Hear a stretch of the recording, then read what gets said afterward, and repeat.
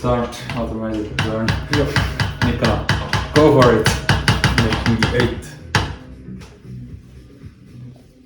8. Well, there's a big dispute about whether the French or the Swiss have invented the fondue. But it's clearly the Swiss. I mean, at that time, the region that claims to have invented it was Swiss. So, what? How are you doing? Very well after the cheesy fondue. Swiss people are shy. They are like coconuts.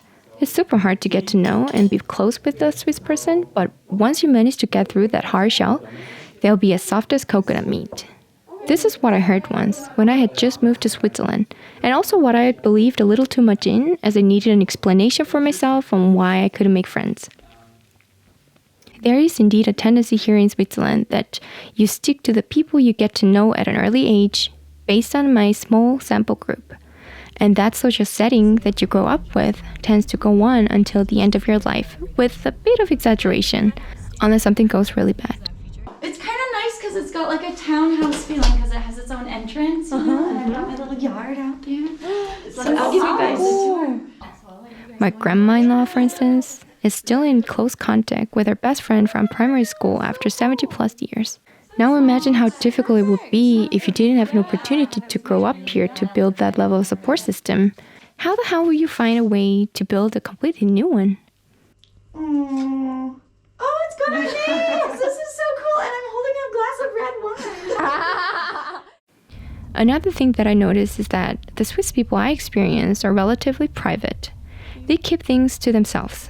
You might be close enough to be invited to a birthday party or even a wedding as a partner, but the place they keep as a close friend zone is often a territory too hard to conquer. Yeah, that's what I understood. Yeah.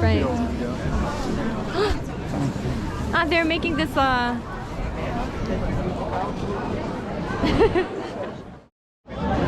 Can we do it once again? Cheers! Am I not supposed to do that? Good job. An example reflecting this is the difference between the words Kollege and Freund. I don't know how it is in Germany, but in Switzerland, Kollege, which can be translated as colleague, has a closer meaning to friend in English.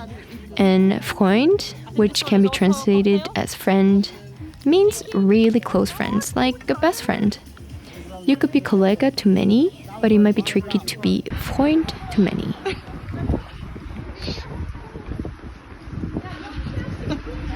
You must say it's too easy.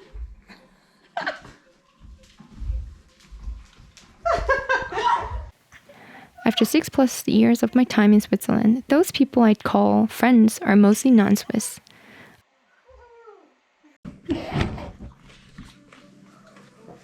Okay, so also come across as like super narcissistic if you just keep on showing up on. If you keep showing what? If you keep Showing showing yourself. up, yeah. Showing yourself, it looks super narcissistic, no? However, we must not forget that I don't speak fluent Swiss German, and that language skill set is a reference point for many to divide you and me, immigrant and Swiss. Yeah.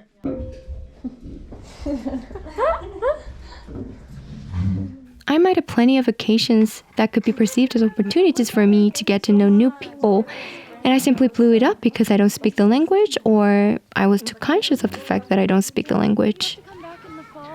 It's not a joke that I started taking a Swiss dialect course after a trip with 7 other Swiss people because I felt so excluded. But of course, this is just based on my experiences, and it could be that the Swiss people I got in contact with are all introverts. There, of course, might be people that are so opposite to this stereotype, and I'm an introvert, which does make things easier. It's always risky to generalize the entire society with one prevalent trend. The hard truth is that it's tough to make friends from scratch anywhere in the world, and it's all individual. No matter how settled one is, there can always be a crevice in a Swiss person's cold heart that you might be able to fill in.